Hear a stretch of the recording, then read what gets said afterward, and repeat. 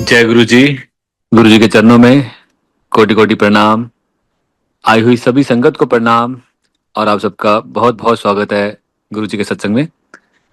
आई संगत जी, आज के सत्संग की शुरुआत करते हैं। और आज इनवाइट करेंगे रश्मि माली आंटी को। रश्मि आंटी आए और सत्संग शेयर करें। जय गुरु जय जी। गुरु जी। गुरु जी के चरणों में कोटि कोटि प्रणाम और गुरु जी को हाथ जोड़कर प्यार भरी नमस्ते। गुरु जी के दिल में रहने वाली प्यारी प्यारी संगत को मेरा बहुत सा नमस्कार। जैसा कि अभी शब्द बजा, बिन पागा सत्संग न लभे, सचमुच आज यही कहूंगी कि बिन पागा सत्संग न लभे। पिछले 2-4 दिनों से मेरे मन में आ रहा था कि मैं सत्संग करूं, मैं सत्संग करूं। फिर मन में सोचती थी, ये तो गुरुजी की आज्ञा के बिना तो सत्संग नहीं मिल सकता।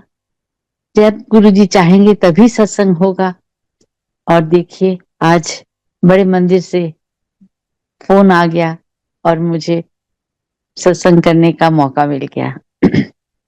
मैं अभी इंडिया में नहीं हूँ, मनीला में हूँ, फिलीपींस में। तो यहाँ तो अभी 12:30 बजे हैं रात के। लेकिन मैं बहुत भाग्यशाली अपने आप को समझ रही हूँ कि गुरुजी ने मुझे आज याद किया है। मेरे मुरझाए हुए दिल को उन्होंने फिर से करुणा दया पर बसा दी है। संगत जी, सच्ची कहती हूँ कि बहुत खुश हूं मैं। संगत जी, आप सबको के सत्संग तो हमेशा सुनती हूँ, तो पता चलता है गुरुजी ने सबके जीवन को अपनी महक से महका दिया है। कभी कभी हमारे चेहरे उदास हो जाते हैं, मायूस हो जाते हैं, पर गुरुजी हमारी जिंदगी फिर से गुलजार कर देते हैं। वो हमें उदास ही नहीं देख सकते। इसीलिए तो हम उन्हें कहते हैं, तू प्यार का सागर है, तेरी एक बूंद के प्यासे हम, लौटा जो दिया तूने, चले जाएंगे जहां से हम। सचमुच गुरुजी प्यार का सागर है, जिसका ना कोई ओर है ना कोई छोर है, वो तो अनंत है। हम सब कितने भाग्यशाली हैं कि हमें गुरुदेव का सहारा मिला और सारी संगत को गुरुजी का प्यार मिला। हर संगत के दिल में गुरुजी रहते हैं, उनकी मन की हर बात वो सुन लेते हैं। जहां भी बैठकर सच्चे मन से गुरुजी को याद कीजिए, गुरुजी वहीं आ जाते हैं, आपकी पुकार सुन लेते हैं। इसलिए तो कबीर दास जी ने कहा है, मुझे ढूंढे कहाँ तू बंदे, मैं तो तेरे पास में। मुझे ढूंढे कहाँ तू बंदे, मैं तो तेरे पास में। ना मूरत में, ना तीरथ में, ना एकांत निवास में, ना मंदिर में, ना मस्जिद में, ना काशी कैलाश में, मैं तो तेरे पास में। जो खोजो तो मैं मिल जाऊं, एक पल की ही तलाश में। कहत कबीर सुन भई साधो, मैं तो हूं विश्वास में। मुझे ढूंढे कहाँ तू बंदे, मैं तो तेरे पास में, मैं तो तेरे पास में। जी हाँ संगत जी, एक विश्वास की लाठी के सहारे ही तो हम सब चलते हैं। विश्वास नहीं तो कुछ नहीं। विश्वास की लाठी को लेकर आपने थामा हुआ है विश्वास की लाठी को, तो आप गिर नहीं सकते। अगर गिर भी गए तो गुरुजी खुद आते हैं, आपका हाथ थाम लेते हैं, आपको गिरने नहीं देते। लेकिन यह विश्वास यूं ही नहीं हो जाता। गुरुजी भी हमेशा कहते थे, ਤੁਹਾਡੇ मैं जब तक 2-4 ਕੰਮ ना कर दवा, ਤੁਸੀਂ ਭਰੋਸਾ नहीं ਕਰਦੇ, ਤੁਹਾਡੇ मन च किंतु परंतु लगी रहती है। मैं जब ਤੁਹਾਡੇ काम कर दिंदा हैगा तो ਤੁਸੀਂ थोड़ा बहुत ਮੰਨਦੇ हो। ये बात तो गुरुजी की 100% सही है। हम नासमझ इंसान हैं। इसलिए गुरुजी हमें बड़े प्यार से दुलार से समझाते हैं और सही रास्ते पर ले आते हैं। माफ कीजिएगा, यहाँ मुझे कुछ लाइनें याद आ रही हैं। उतरा सागर में उसको ही मोती मिला, खोज की जिसने वो ही मुझे पा गया। नुक्ताची शंका वालों को मैं ना मिला, बस मुझे तो तेरा भोलापन भा गया। तूने मूर्त कहा तो मैं भगवान था, तूने पत्थर कहा तो मैं पाषाण था। ये तो तेरे ही विश्वास की बात है, वरना जिसने पुकारा मैं झट आ गया। उतरा सागर में उसको ही मोती मिला, खोज की जिसने वो ही मुझे पा गया। सचमुच संगत जी, अपने विश्वास को हमेशा हमेशा बनाए रखिए। ये विश्वास ही है जो हमें अपने ईश्वर से जोड़े रखता है, उसके करीब रखता है, उसे कभी भूलने नहीं देता। हर पल गुरुजी हम सब के दिल में रहें, हर पल हम उन्हें याद करें और ये विश्वास रखें कि गुरुजी हमेशा आपके साथ है और हमेशा रहेंगे। ये उनकी विशेष कृपा नहीं तो और क्या है कि हम सबको गुरुजी ने अपने परिवार का एक हिस्सा बना लिया है और वो हमारे सब कुछ है। किसी भी माँ भाव से या रिश्ते से उन्हें याद करिए, आप उसी भाव में, उसी रिश्ते में उन्हें पाएंगे। संगत जी, आपके साथ एक सत्संग शेयर करती हूँ। सॉरी। जैसा कि आप सबको पता है, मैंने अपने सत्संग में कहा था कि अंकल बहुत बीमार हो गए थे और बॉम्बे में उनका इलाज चल रहा था। डॉक्टर ने कह दिया था कि now you pray to God, और मैंने अपने हाथ में गुरुजी का स्वरूप उन्हें दिखाया था और कहा था, doctor don't worry, my God is with me. मुझे अपने भगवान पे भरोसा था। मैंने अपने विश्वास को डगमगाने नहीं दिया और गुरुजी को भी पता था। उन्होंने मेरी लाज रख ली और अंकल 9 साल तक न्यू लाइफ दी। न्यू लाइफ कौन दे सकता है? ईश्वर है। ईश्वर के सिवा कोई नहीं। किन शब्दों में गुरुजी का शुक्राना करूं, वो शब्द ही नहीं मिलते। गुरुजी का गुणगान शब्दों से बयां हो सके, वो कृपा, वो दया, वो करुणा का बखान मैं कैसे करूं? क्या कहूं? कुछ कहने के लायक खुद को समझती नहीं हूं। फिर भी दिल कहता है कुछ तो कह। मैं भी आप सब की तरह गुरुजी को शुक्राना कहती हूँ और कोई शब्द दूसरा आता ही नहीं। गुरुजी को पता है, वो तो जानी जान है, हमारी मजबूरी को वो जानते हैं। इसलिए कहती हूँ गुरुजी से, आपकी इनायतें, आपके करम, आप ही बताएं कैसे भूलेंगे हम। एक बुझी शमा की तरह था जो दिल मेरा, देवता की आरती का बन गया दिया। आपकी इनायतें, आपके करम, आप ही बताएं कैसे भूलेंगे हम। इल्तिजा यही है मैं दिले बेकरार की, तोड़ना ना डोर कभी मेरे प्यार की। आपकी इनायतें, आपके करम, आप ही बताएं कैसे भूलेंगे हम। हम सबको भरोसा ही नहीं, पूरा विश्वास है कि गुरुजी के ये प्यार की डोर कभी ना टूटे। यहाँ नाम आया है प्यार, तो प्यार का जिक्र ना करूं ये कैसे हो सकता है? संगत जी, मैंने पहले भी कहा है, हमारे गुरुदेव प्यार का सागर है और सारी संगत, हम सब एक छोटी छोटी बूंद है। हम सब इस सागर की एक छोटी छोटी बूंद बन पाए हैं। ये गुरुजी का प्यार है, उनकी कृपा है, उनकी इनायत है, उनका करम है, वरना हम तो इस काबिल ही नहीं। सचमुच संगत जी, गुरुजी के चरणों में बीत जाने को दिल करता है, लुट जाने को दिल करता है। समझ नहीं आता क्या करूं क्या ना करूं। बस इस वक्त उनके प्यार में डूब के आंखें छलकने लगती हैं और सोचती हूँ, गुरुजी आपने हम जैसे निमानों को भी अपना बना लिया।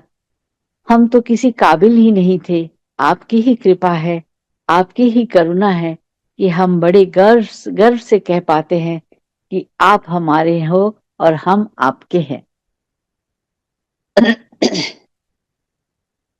यहाँ मुझे 2 लाइनें याद आ रही हैं।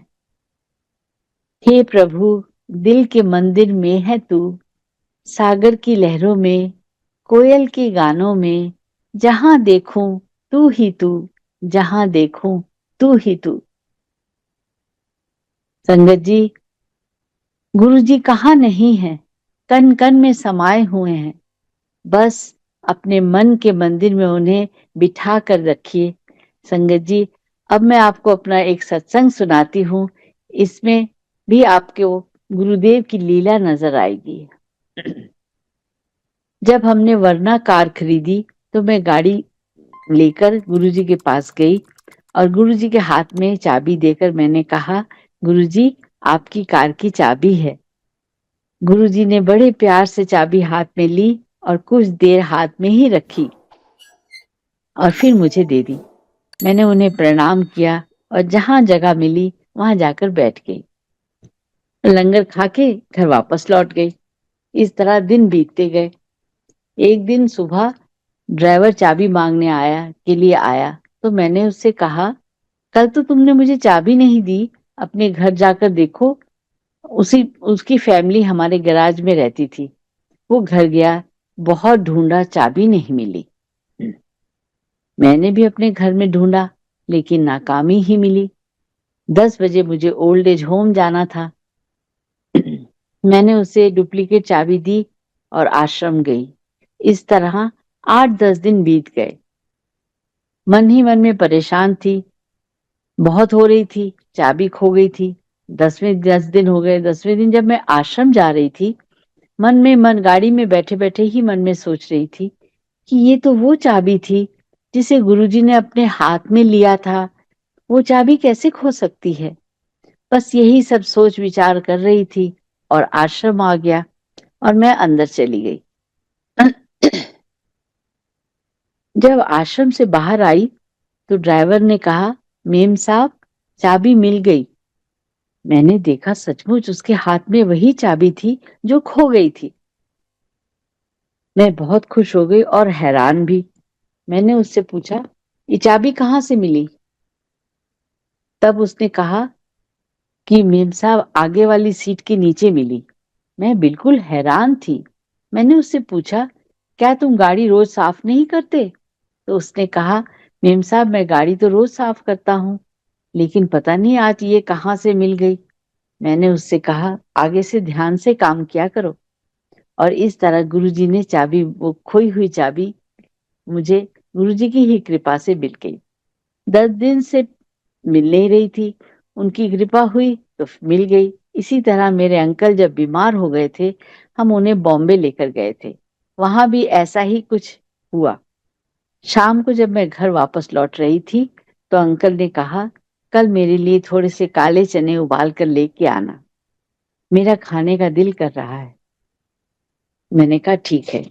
जब रात को घर लौट जाती थी और मिस्टर कपूर इनके पास रहते थे, एक टैक्सी मुझे रोज लेने आती थी और वही ड्राइवर और वही टैक्सी। घर के पास ही दुकान थी। मैंने पर्स के अंदर से दूसरा पर्स निकाला, ड्राइवर से चने लाने के लिए कहा। वो चने लेकर आ गया।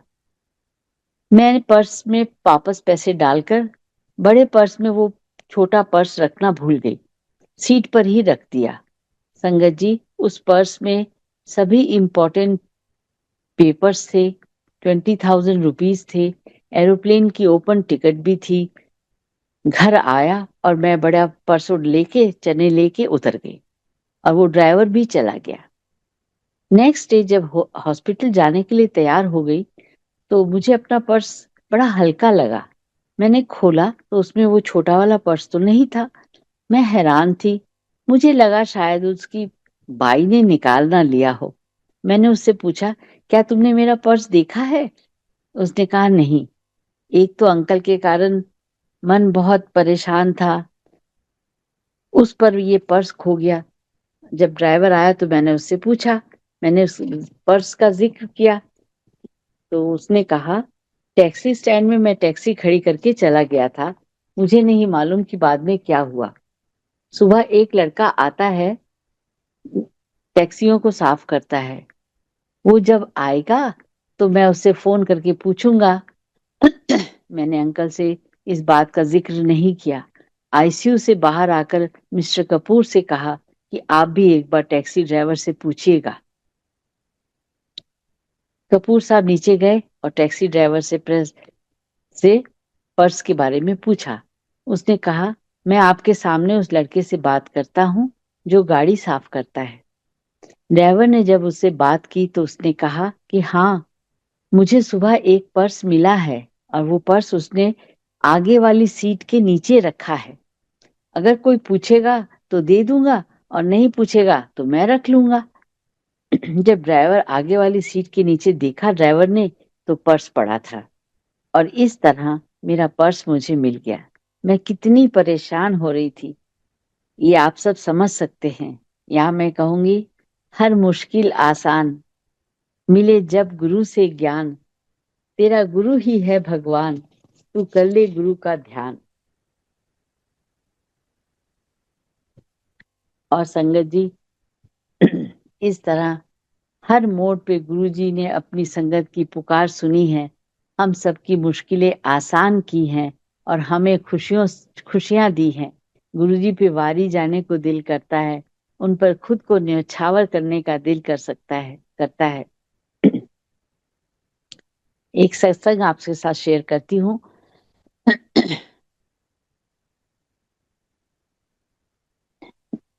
वो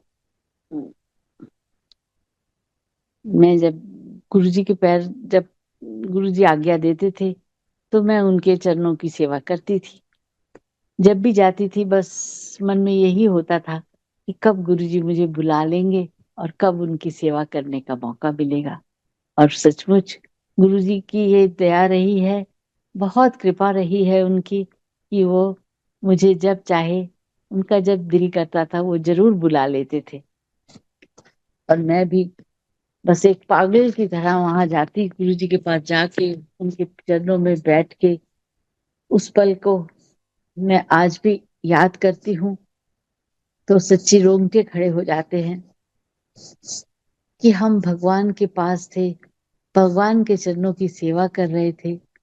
लेकिन मुझे सच कहती हूँ संगत जी, उस समय तक नहीं पता था कि गुरुजी भगवान है। हम सब तो यही सोचते थे कि गुरुजी कोई महापुरुष है, बहुत शक्तियां हैं इनके पास ये सब। लेकिन धीरे धीरे हम सबको पता लग गया कि वो कौन है, महाशिव है, उसके सिवा और कोई नहीं, महाशिव। तो मैं अब चरण दबाने लग गई। इतने में एक आंटी आई, मुझसे कहने लगी, आंटी ये दूसरा पैर मैं दबा लूं? मैं एक तरफ बैठी थी तो मैं चरण दबा रही थी, उस दूसरा पैर जो गुरुजी का था वो खाली था, गुरुजी नीचे पैर करके बैठे हुए थे। तो जैसे उन्होंने पूछा तो गुरुजी मेरे से कहते हैं, की कहती है? मैंने कहा, गुरुजी ये कह रही हैं कि क्या ये जो आपके चरण सेवा कर ले। मैंने ले हले तो कहते एडमिशन ही नहीं होया तो चरण सेवा किदा कर लेगी। तो बस फिर वो आंटी चुपचाप से चली गई। संगत जी, सचमुच जब तक गुरुजी के दरबार में एडमिशन ना हो तो कैसे कुछ पता चल, कोई सेवा कर सकता है या कुछ भी कर सकता है। जो कुछ भी होता है वो ईश्वर की कृपा से, उनकी इच्छा से ही होता है। इसी तरह एक बार और क्या हुआ कि मैं गुरुजी की सेवा कर रही थी तो मैं क्या कहते हैं उसको, इतने में एक सरदार जी आए। सरदार जी अपनी मम्मी के साथ आए तो वो टीनेजर थे। तो उन्होंने धीरे से गुरुजी को प्रणाम किया तो गुरुजी ने उनसे पूछा, ओए तेरे पापे दा की हाल है?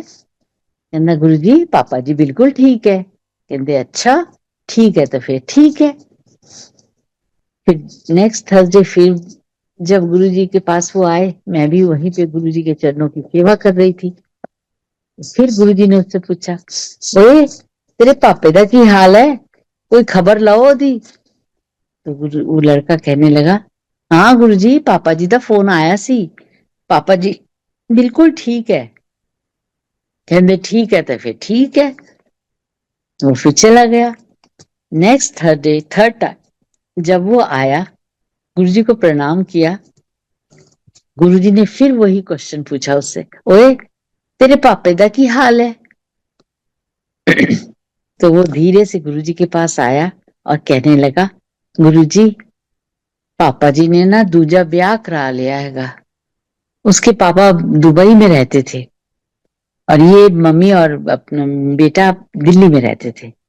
तो फिर उसने जब गुरुजी ने जब सुना तो गुरुजी कहते हैं, मैं तो कदा पुछदा पिया तेरे पापे दा की हाल है, तेरे पापे दा की हाल है, तू कहना ठीक है। मैं हर बार पूछता है, तू कहना ठीक है। तो मैं हुन ब्याह करा लिया, तो हुन मैं की कर सकता? फिर ठीक है, चल चुपचाप जाके बह जाओ। और इस तरह गुरु जी को तो सब पता है, वो इशारा करते हैं, लेकिन हम इशारे को समझ नहीं पाते। इतनी इतनी इतनी समझ कहाँ है हम सब में। गुरु जी के दरबार में तो ऐसे ऐसे नजारे देखे हैं, ऐसे ऐसे नजारे की सोच के ही मैंने ऐसा लगता है कि क्या हमने हमें क्या मिला हुआ था अपने हमारे से। हम सब गुरुजी ने एक पट्टी सी बांधी, एक हल्का सा पर्दा सा किया हुआ था, हमें पता नहीं चला। एक दिन गुरुजी किचन के बगल में ही साइड टेबल जो है वहां पे बैठे हुए थे। तो मैं गई, मैंने जाके गुरुजी को प्रणाम किया। तो गुरुजी ने बैठ जा, मैं सामने ही थोड़ा सा 8-10 ही संगत थी, हम लोग सब बैठ गए। इतने में गुरुजी ने शैंडलियर लगा हुआ सामने, तो गुरुजी ने देखा एक बल्ब नहीं जल रहा है।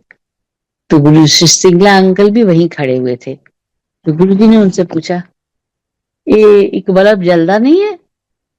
तो सिंगला अंकल ने देखा कि तो वो बल्ब नहीं जल रहा था। कहते हाँ जी गुरुजी, बदल देना आएगा, उन्हें बदल देना आएगा। कहते ठीक है, इसके कह के वो तो सिंगला अंकल चले गए। अब मैं वहां देख रही हूँ गुरुजी को, और गुरुजी ने धीरे अपनी अपनी आंखें उठाई और उस बल्ब की तरफ देखा। फिर नीचे कर ली आंखें, फिर सेकेंड टाइम फिर ऊपर देखा बल्ब की तरफ। इस बार वो बल्ब एकदम से जला और बुझ गया। मैं देख रही थी चुपचाप से। तो थर्ड थर्ड टाइम जब गुरुजी ने बल्ब की तरफ देखा तो वो बल्ब एकदम से जल गया। और सचमुच कहते हैं ना, जिसकी जानिब वो नजर अपनी उठा देते हैं, उसकी सोई हुई तकदीर जगा देते हैं। ये तो एक छोटा सा बल्ब था। गुरुजी ने तो ना जाने हम सब की जिंदगी कैसी थी, कैसे बुझे हुए बल्ब की तरह थी, सबको जगमगा दिया है। आप सारी संगत खुशी से गुरुजी की दीवानी होके घूम रही है। सचमुच इतना अच्छा लगता है। जिधर देखो उधर ही उधर गुरुजी की संगत, जिधर देखो उधर ही गुरुजी लिखा मिलता है। जब गाड़ी में जाती हूँ, गुरुजी का कोई गाड़ी आगे से जाती है तो मैं तो प्रणाम करती हूँ। जितनी गाड़ियां मिलती हैं सचमुच सबको प्रणाम करती हूँ। यूं लगता है कि गुरुजी ही मिल गए। अगर कोई मुझसे पूछे कि गुरुजी की ब्लेसिंग्स में तुम्हें क्या मिला, दिल कहता है हर हाल में खुश रहना है मिला, सांसों में सिमरन का तांता है मिला, सब्र और संतोष का पिटारा है मिला, रहबरों का रहबर है मिला, सेहत और सुकून का तोहफा है मिला, हर प्राणी से प्यार करने का मौका है मिला, इस मनुष्य जीवन का मकसद है मिला, मुश्किलों में खुशबुओं का झोंका है मिला, मालिक से रूबरू मिलने का मौका है मिला, बुरी सोच बुरे कर्म से छुटकारा है मिला, सब कुछ मालिक के हाथ में है ये संदेशा है मिला, दुनिया दुनिया पाने की हवस में छुटकारा से है मिला, दिखावे की दौड़ से बाहर रहने का सहारा है मिला, तेरा तुझको अर्पण ये मूल मंत्र है मिला, सिमरन से बढ़कर नहीं कोई पूजा दिया है सिखा, महाशिव अंतिम सत्य है ये स्थापित है किया। यहाँ मैं आप सबसे एक बात कहना चाहूंगी कि 20 साल से ओल्ड एज होम जा रही हूँ। वहां जाकर हम लोग भजन गाते थे, बहुत आनंद आता था। हमारे साथ वो सारे हमारे जो बुजुर्ग थे वो भी गाना गाते थे, बहुत आनंद देते थे। इतने सुंदर भजन है कि रोम रोम पुलकित हो उठता है। जब सत्संग करती हूँ, उन्हीं भजनों में से कुछ गुरुजी के चरणों में समर्पित कर देती हूँ। मैं सोचती हूँ इसमें मेरा कुछ नहीं, ये गुरुजी की ही कृपा है, उनका ही प्रसाद है। मेरा मुझ में कुछ नहीं, जो कुछ है सो तेरा, तेरा तुझको सौंप दे, क्या लागे है मेरा। एम्पायर स्टेट तो हर पल आंखों में बसा हुआ है। जब भी याद करती हूँ, यहाँ शिव रहते हैं, ये शिव का कैलाश है, चारों तरफ आनंद ही आनंद है। जिंदगी से कुछ पल निकाल के आंखें बंद करके बैठिए और वो समय वो पल याद कीजिए, उन सपनों में खो जाइए, उनको फिर से दोहराइए। आपको यूं महसूस होने लगेगा कि ये कौन सी दुनिया है, इतनी सुंदर, इतनी प्यारी। सामने गुरुजी बैठे हैं और चारों तरफ उनकी संगत। गुरुजी के द्वारा मिली अनगिनत ब्लेसिंग्स के को पाक कर, उनको याद कर, उन्हें बार बार दोहराइए और जिस आनंद को आप महसूस करेंगे वो अनमोल है, उसे शब्दों में बयान नहीं कर सकती। सचमुच जब भी हम लोग सब एम्पायर से जाते थे, शबद गुरबानी कानों में रस घोल देती थी। गुरुजी की महक जो अलौकिक है वो हमें मदहोश कर देती थी। कई बार हम लोग सब बैठे होते थे, अचानक तो गुरुजी कहते जाओ जाके देखो फोटोआं च अमृत निकल रहा हैगा। हम सब संगत उठ के जाते थे, सचमुच देखते थे गुरुजी की जो भी स्वरूप लगे होते थे, वहां पे उसके ऊपर गीला गीला सा कुछ होता था, तो वो अमृत होता था। ये तो सब गुरुजी की कृपा है। मैं कहूं तो क्या कहूं, कुछ कह नहीं पाती हूँ, अपने आप को लगता है कि गूंगी हो गई हूँ। आप खुद ही सोचिए, कहते हैं ना कि ये चाक शहद गूंगा मुस्कावे, वही हाल है। हम सब ने महसूस तो किया है, बस उसे उतने शब्दों में डाल सके, ये कहाँ से लाएं वो शब्द जो गुरुजी का गुणगान कर सके। सचमुच ये एक जीवा है और गुरुजी का गुणगान करना है। कितने गुण हैं, अनगिनत गुण हैं, कैसे गाएं उनकी। तो वो एक मुझे याद आ रही है कुछ लाइनें। अभी अभी अभी सुनाती हूँ मैं। पहले तो बस मैं इस यहाँ पे तो मैं इतना कहूंगी, सिर्फ एहसास है ये रूह से महसूस करो, प्यार को प्यार ही रहने दो, कोई नाम न दो। कल मैं सत्संग सुन रही थी एक आंटी का, उनका प्यार, उनका समर्पण देखकर आंखें भीग गई। इतनी सादगी से वो गुरुजी की बातें बता रही थी, उन लम्हों को याद कर रही थी, उनमें खो गई थी, उसमें डूब गई थी कि दिल कर रहा था कि वो सुनाती जाए और मैं सुनती जाऊं, सुनती जाऊं। सचमुच संगत जी, बहुत आनंद आया और उन पे विशेष कृपा दिख रही थी गुरुजी की। यहाँ पे मैं गुरुजी के लिए कहूंगी, हमें और जीने की चाहत न होती अगर तुम ना होते, अगर तुम ना होते। हमें जो तुम्हारा सहारा न मिलता, भंवर में ही रहते किनारा न मिलता, किनारे पे भी तो लहर आ डुबोती अगर तुम ना होते, अगर तुम ना होते। तुम्हें क्या बताऊं कि तुम मेरे क्या हो, मेरी जिंदगी का तुम ही आसरा हो। मैं आशा की लड़ियां ना रह पिरोती अगर तुम ना होते, अगर तुम ना होते। गुरु जी की बातें, उनका प्यार, सबकी चिंता, सारी संगत की खुशियां ही गुरु जी की चेहरे पे मुस्कान देती थी। इतने प्यार से वो नमस्ते करते थे, सबके सामने उनके हाथ जुड़े रहते थे। उनका वो ऑरा, संगत जी जब याद करती हूँ नतमस्तक हो जाती हूँ और उनके चरणों में बिछ जाने को दिल करता है। गुरु जी से यही प्रार्थना है कि हम सबको अपने चरणों की धूल बनाकर रखें और कभी अपने से जुदा ना करें।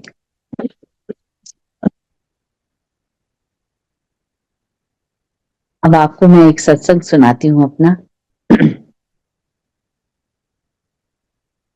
मैं तो हर थर्सडे को मेरा पक्का था कि मैं तो थर्सडे को गुरुजी के पास जाना ही है, चाहे आंधी आए, तूफान आए, तबीयत ठीक हो या ना हो, मैंने तो जाना ही जाना है।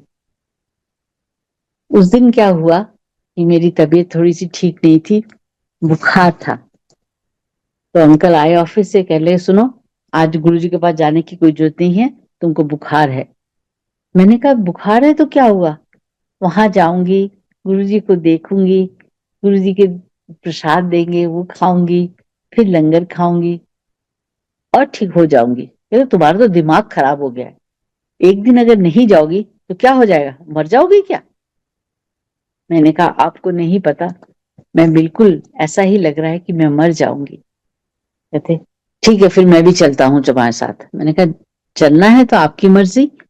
तो ये भी तैयार हो गए। तैयार हो गए, उस दिन मैंने थोड़े से मोगरे के फूल लिए थे गुरुजी के चरणों के लिए। मैं वो फूल लिए और हम लोग गाड़ी से एम्पायर स्टेट पहुंच गए। जब हम पहुंचे कोई संगत नहीं आई थी, दरवाजा खुला था लेकिन गुरुजी के कमरे का दरवाजा बंद था। मैं और अंकल वहां गद्दी में प्रणाम करके चुपचाप से बैठ गए। अभी हम बैठे ही थे, इतने में गुरुजी के कमरे का दरवाजा खुला और एक अंकल अंदर से आए और कहने लगे मल्ली आंटी, आपको गुरुजी बुला रहे हैं। मैंने कहा मुझे गुरुजी बुला रहे हैं। कहते हाँ गुरुजी ने कहा, मल्ली आंटी ने कहा मैं बुला रहे आएगा। मैं अपने मन में सोचूं गुरुजी का तो दरवाजा भी बंद है, उनको कैसे पता चल गया कि मैं आ गई हूँ। फिर मैं फटाफट अपने जल्दी से मोगरे के फूल उठाए और गुरुजी के दरवाजे के पास गई। अंदर नहीं घुसी, बाहर से खड़े हो गई। मैंने पूछा गुरुजी आ जाऊं। कहते हाँ आजा आजा। और गुरुजी मुझे अंदर बुलाया। मैं अंदर गई, उनके चरणों के पास ही खड़ी हुई। गुरुजी सामने सोफा रखा हुआ था, उस पर बैठे थे। कहते की नहीं आई है। मैं कहा गुरुजी आपके चरणों के लिए थोड़े से फूल लाई हूँ। कहते फिर चढ़ा दे। और मैंने उनके चरणों में वो मोगरे के फूल चढ़ा दिए। कहते बैठ जा। फिर मैं वहीं पे उनके पास ही बैठ गई। तो कहते गुरुजी कहते अंकल की कहंदा। मैंने कहा गुरुजी आज ना मेरी तबीयत थोड़ी ठीक नहीं थी, तो अंकल कह रहे थे कोई जरूरत नहीं जाने की गुरुजी के पास आज। गुरुजी वो बाहर बैठे हैं, वो भी आए हैं मेरे साथ, क्या उनको अंदर बुला लूं। कहते नहीं आंटी ओनू बाहर ही रहन दे, वो मेरा कच्चा भगत है, कोई लोड़ नहीं ओनू अंदर ले आंदी। तो इस तरह अंकल तो चुपचाप से बाहर बैठे रहे और मैं गुरुजी के पास बैठी थी। इतने में गुरुजी ने अपने सोफे की लकड़ी जो थी उससे उसको मुझे कहा ए लकड़ी नु सूंघ। मैंने उस लकड़ी को सूंघा, उसमें वही खुशबू थी जो गुरुजी के पास से आती थी। मैं तो सूंघ सूंघ के एकदम, जब गुरुजी के चरण भी दबाती थी मेरे हाथ इस कदर मैंने उस खुशबू से भर जाते थे और पिंक कलर के हो जाते थे। मैं बार बार हाथ को देखती थी कि ये इतने खुशबू वाले इतने सुंदर हाथ किसके हैं। सचमुच संगत जी। और इस तरह मैं बैठी हुई थी चुपचाप से। फिर गुरुजी कहते कि आंटी मैं उन्हें जानना है का, मुंह धो के आना है, तू मैनू आज तैयार करी। मैं सोचूं, मैं तो उस दिन फर्स्ट टाइम गुरुजी के कमरे में गई थी। मैं सोचूं कि गुरुजी को तैयार करना है, क्या करना होता है तैयार करने में। मैं इसी सोच में डूबी हुई थी। गुरुजी रेस्ट रूम में चले गए और थोड़ी देर बाद आए, बोले चल लिया कपड़े लिया। मैंने चारों तरफ देखा, मैंने कहा कहाँ है कपड़े, मैं अपने मन में ही सोच रही थी। तो देखा कि गुरुजी के बिस्तर के ऊपर ब्राउन पेपर में लिपटे हुए गुरुजी के कुछ कुछ पड़ा है। तो मैंने कहा जरूर यही कपड़े होंगे। मैंने फट से जाके वो ब्राउन पेपर खोला तो अंदर येलो कलर का चोला था और उसमें ऐसी खुशबू कि मैं एकदम हैरान हो गई। तो मैं सोचूं हमारे कपड़ों में तो जब ड्राई क्लीन होके आते तो उनमें पेट्रोल की कुछ ऐसी खुशबू आती है, लेकिन गुरुजी के कपड़ों में तो वही गुरुजी की खुशबू आ रही है ड्राई क्लीन होने के बाद भी। फिर मैंने गुरुजी ने जैसे-जैसे कहा, मैंने वैसे-वैसे किया। फिर कहंदे कि चल जूती लिया। मैंने देखा गुरुजी की जोड़े भी पड़े थे पर बिस्तर के नीचे, तो मैंने वो जोड़े उनको दिए और बाकी जो भी सामान था सब ठीक-ठाक करके रख दिया। फिर गुरुजी कहंदे आंटी फिर की करिए हुन? बाहर चलिए कि इत्थे ही बहना है? मैंने कहा गुरुजी आपकी जैसी इच्छा। तो उन्होंने कहा चलो फिर ठीक है बाहर चलते हैं। तो गुरुजी आगे-आगे मैं उनके पीछे-पीछे। वो दिन तो मैं भुलाए नहीं भूल सकती सचमुच। उस दिन मैंने ईश्वर को कपड़े उनके चोला दिया, उन्होंने पहनाया, उन्होंने जो कहा मैंने वो किया। वो तो सोच के मैं कहती हूँ कि मेरी ज़िंदगी में तो ये पल अब दोबारा तो नहीं आएँगे। उनको याद करके, उनको दोहरा के, उनको आपका सबके साथ से उसको शेयर करके ही वो आनंद की अनुभूति कर लूँगी। सचमुच संगत जी, बहुत सुंदर पल है ये, बहुत सुंदर पल है और मैं सोचती हूँ कि हर संगत के पास कोई ना कोई गुरुजी की बात ऐसी होगी, जो उसकी पूँजी है। मैं तो सचमुच इन सब यादों को, इन लम्हों को जब भी दोहराती हूँ और फिर यही सोचती हूँ कि गुरुजी कितनी सुंदर पूँजी हमको दे के गए हैं और हमें इसे बहुत प्यार से संभाल के रखना है और हम इसे जितना बाँटेंगे ये उतना और बढ़ेगी। ये गुरुजी की ही कृपा है और कुछ नहीं।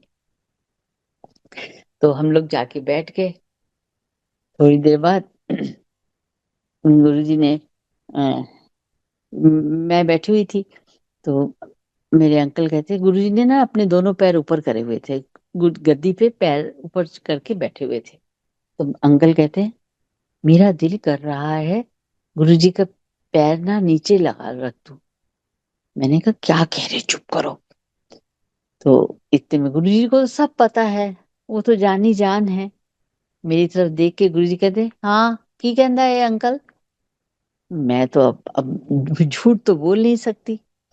तो मैंने कहा गुरुजी ये आपके पैर नीचे करना चाहते हैं, शायद इनका दिल कर रहा होगा दबाने का, आपकी सेवा करने का। कहते अच्छा आजा। तो अंकल को गुरुजी ने बुला लिया और सेवा के लिए अपने चरण दे दिए। थोड़ी देर बाद सेवा हो गई तो गुरुजी कहते चल हुन जाके बैठ जा चुप करके, आंटी नू भेज दे। फिर गुरुजी ने मुझे बुलाया अपने पास और मैं गुरुजी के चरणों की सेवा करने लगी। सचमुच ये हम सब बहुत ही भाग्यशाली हैं जिससे गुरुजी ने अपना सुंदर सा परिवार बना लिया है। एक मोती की तरह हम लोग सब धीरे-धीरे ये इतनी सुंदर माला बन गई है कि हम सब उस माला के मोती हैं। इसमें मैं गुरुजी से कहूँगी, हो गई रहमत तेरी, सद्गुरु रहमत छा गई। देखते ही देखते आँखों में मस्ती आ गई। हो गई रहमत तेरी, सद्गुरु रहमत छा गई। गम मेरे सब मिट गए और मिट गए रंजो अलम। जब से देखा है तेरा दीदार ए मेरे सनम। हो गई रहमत तेरी, सद्गुरु रहमत हो गई छा गई। देखते ही देखते आँखों में मस्ती आ गई।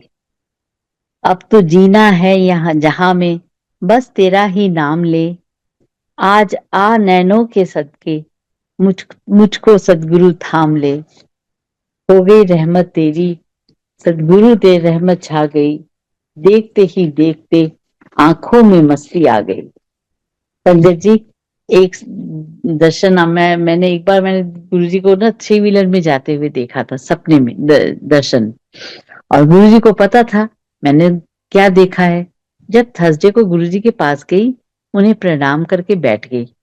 थोड़ी देर बाद गुरुजी ने मुझसे कहा चल दस लोकां नू की कल की वेख्या। मैं मुस्कुरा के उठी, गुरुजी को प्रणाम किया। संगत जी मैंने देखा कि मैं और अंकल दोनों बच्चे कार में जा रहे हैं। बड़ी ननद ने हमें डिनर पे बुलाया था। अचानक मेरी नजर एक थ्री व्हीलर से पे पड़ी। मैंने देखा उसमें गुरुजी बैठे हुए हैं। ये देखकर मेरी खुशी का ठिकाना ना रहा। ड्राइवर से कहा कि गाड़ी थ्री व्हीलर के पीछे लगा लो और जहां थ्री व्हीलर जा रहा है उसके पीछे पीछे चलते जाओ। अंकल मुझे डांटने लगे, हमें बड़ी ननद के यहाँ जाना है, देरी हो जाएगी। मैंने कहा नहीं, पहले गुरुजी को दर्शन करूंगी फिर जाऊंगी। इतने में वो थ्री व्हीलर किसी घर के सामने रुक गया और गुरुजी अंदर चले गए। हमने भी अपनी गाड़ी वहीं रुकवाई और हम भी अंदर गए। गुरुजी मुझे देखकर मुस्कुराने लगे। मैंने प्रणाम किया, फिर अंकल ने और दोनों बच्चों ने प्रणाम किया और हम लोग बैठ गए। अंकल मुझे अपनी घड़ी पे टाइम दिखा रहे थे और कह रहे थे चलो चलो, लेकिन मैं गुरुजी की इजाजत के बिना नहीं जाना चाहती थी, इसलिए चुपचाप से बैठी रही। थोड़ी देर बाद गुरुजी ने लंगर लगाने की इजाजत दी और हम सब ने लंगर खाया। अंकल मुझसे कह रहे थे अब वहां जाकर क्या खाओगी। मैंने इशारे से उन्हें चुप रहने के लिए कहा। थोड़ी देर हम लोग वहां और बैठे, फिर गुरुजी ने कहा आंटी हुन चलो। तो हम सब गुरुजी से इजाजत लेकर और दर्शन भी मेरे दर्शन भी यहीं पे खत्म हो गए। संगत जी, गुरुजी ने क्या दिखाया, क्यों दिखाया, ये तो हम समझ नहीं सकेंगे। बस मैं तो इतना ही जानती हूँ कि गुरुजी ने दर्शन दिए और मैं धन्य हो गई। और कुछ कह नहीं सकती, बस इतना कहूंगी कि जब तक सांसें चलती हैं गुरुदेव की महिमा गाऊं, सपने में गुरु को देखूं, जागूं तो दर्शन पाऊं।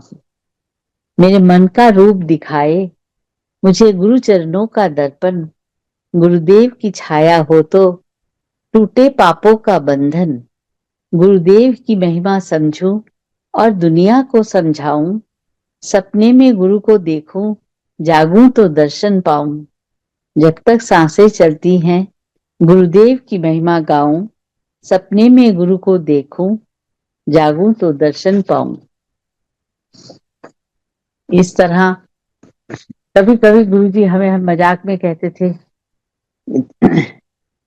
सर चरण सेवा करती थी तो कभी कभी गुरुजी मजाक में भी कहते, मैं पूछते थे कि आंटी कितना लग रहा है। मैं कहती थी गुरुजी बहुत अच्छा लग रहा है। फिर कहते अच्छा। फिर कभी कभी कहते मुक्की मार, मैं दोनों हाथों से मुक्की मारने लगती थी। कभी अपने गुरुजी अपना हाथ दे देते थे, मैं हाथ दबाने लग जाती थी। तो हाथ दबाते समय ना मैं कई बार गुरुजी मेरा अंगूठा पकड़ लेते थे और मैं वहीं पे मुझे रुक जाना पड़ता था। मैं जब तक गुरुजी अंगूठे को हाथ को मेरे छोड़ेंगे नहीं, मैं कैसे दबाऊं। फिर इंतजार करती रहती थी कि कब गुरुजी छोड़े तो मैं सेवा करूं, और फिर जब गुरुजी छोड़ते थे तो मैं फिर उनकी सेवा करने लग जाती थी। ये जो सेवा है, बस ये याद करके सच कहती हूँ मैं धन्य हो जाती हूँ कि हमें भगवान ने अपने इतने करीब रखा है। इससे पहले कि मैं अपनी वाणी को विराम दूं, गुरु जी से कहना चाहूंगी तो मुझे याद किया, ये सत्संग करने के लम्हे मेरी झोली में उन्होंने डाले, इसके लिए उनका लख लख शुक्राना। मैं सारी संगत का शुक्रिया अदा करना चाहूंगी कि आप सबने इतने प्यार से सत्संग को सुना। मुझे ज्यादा कुछ कहना तो आता नहीं, फिर भी जो कुछ कहा है, जैसा भी कहा है, गुरु जी को याद करके उनके प्यार में डूबकर मेरे मन में जो आया मैंने कह दिया। अगर मुझसे कोई गलती हुई हो तो मैं क्षमा चाहती हूँ। अब गुरु जी का आश्रम के सभी सेवादारों का भी बहुत बहुत धन्यवाद कि उन्होंने आज सत्संग करने का मौका दिया। सचमुच मैं सबकी बहुत आभारी हूँ। जय गुरु जी।